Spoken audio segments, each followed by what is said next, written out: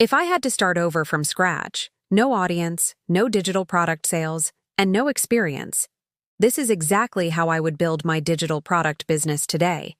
Because the truth is, I wasted months doing it the wrong way. And I wish someone gave me this advice when I started. Let me first be honest about where I messed up. I started my digital product journey on Etsy because I was told that it would be easy. There's already a large audience visiting Etsy every day, and that meant I could quickly get discovered by new customers without having to put in much effort. I'd go on Etsy, scroll through the digital products that were trending and making a lot of sales, and I would just replicate whatever seemed popular at the time. Floral wedding templates, basic quote wall art, nursery decor, habit trackers, you name it. I was spending hours and hours making all kinds of printables and templates with no real vision or cohesion.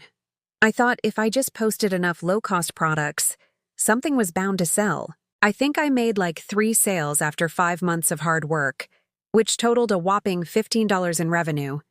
And to make things worse, I was burning out from constantly creating and uploading new products with hardly anything to show for it. This mistake cost me 2 of my Etsy shops that failed, and I decided to close them down. Looking back, I realized I wasn't thinking about the customer.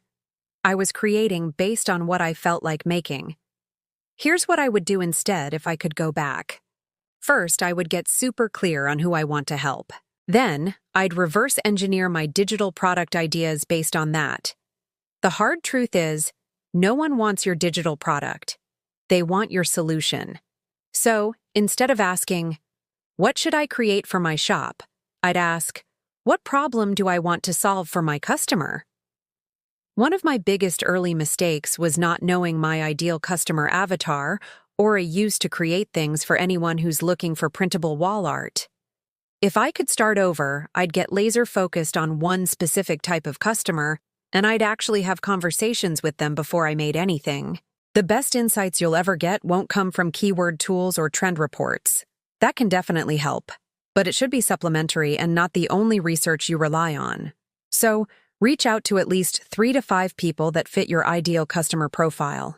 This could be your friends, family members, social media followers, colleagues, members inside Facebook groups, and online communities, and ask them what they're struggling with right now. You don't need hundreds of survey responses. Just 3 to 5 honest conversations can give you more clarity than any Google search. Here are 3 simple questions I would ask my ideal customer now before building any new digital product. What's your biggest struggle when it comes to, and then you would insert your topic like decluttering and organization. What have you tried before that didn't work? And if someone could make a digital resource just for you to solve this problem, what would that be? These questions have been game-changing for me because when your product solves a problem people already know they have, selling becomes so much easier. Plus, you're letting your ideal customers literally tell you what they want. After you know what your customer needs, it's time to map out a product ladder. A product ladder means your offers actually make sense together. Each one builds off the last, instead of being a bunch of random digital products for completely different types of customers. That way, people don't just buy once and disappear. They turn into loyal repeat customers. So, a product ladder starts with a low-ticket offer, which is an entry-level product around $10 to $15 for first-time buyers, like a template, printable, workbook, etc. This is to help my new customers get a quick win and start trusting me. Next would be a mid-TT offer, which could be a bundle of printables, an ebook, a workshop, or a mini-course, for example, priced at around $50 to $100. This is for people who got value from the first product and want to go deeper. And finally, a high-ticket offer like a premium course, membership, or coaching package. This is where I could help my customer get the full transformation they're looking for, and the key here is that each level should build on the one before it. This doesn't have to take weeks of planning. Honestly, this should only take 30 minutes to sketch out a simple business offer if you're clear on who you're helping and what outcome they want. Let's go through an example together. Let's say you want to sell storage bin printable labels to help people declutter and get organized for around $10. Your mid-tier offer could be an ebook on how to declutter your home one room at a time priced at $50.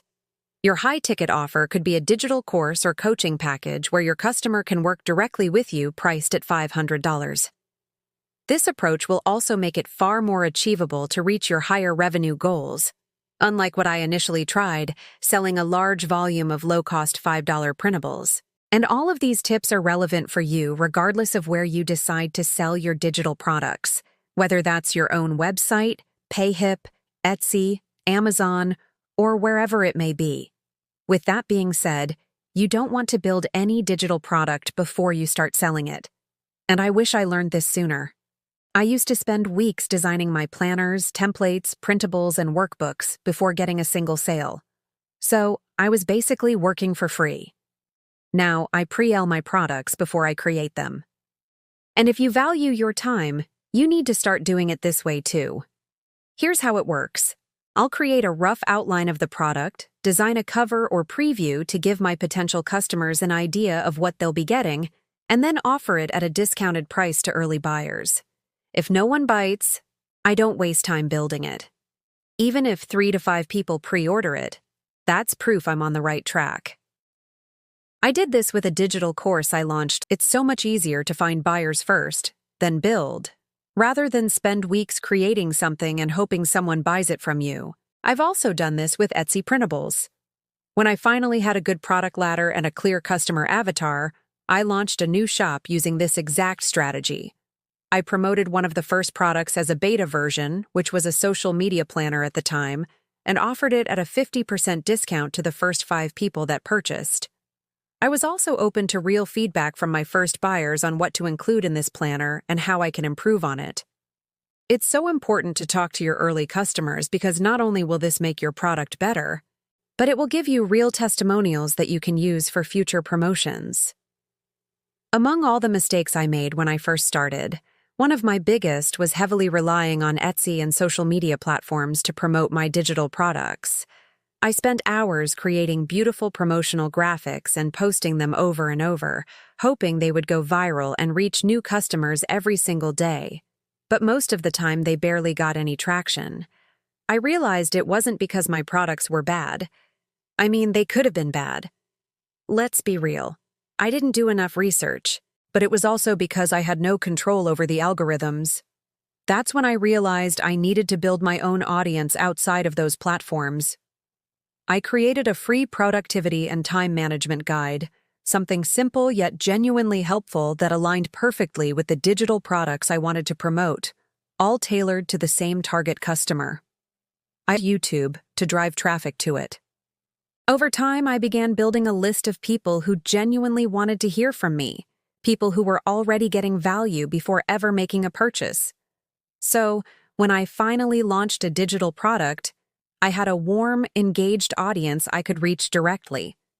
If you want to know how I was able to make $150 a day with just one 12 digital product, you can check out this video next.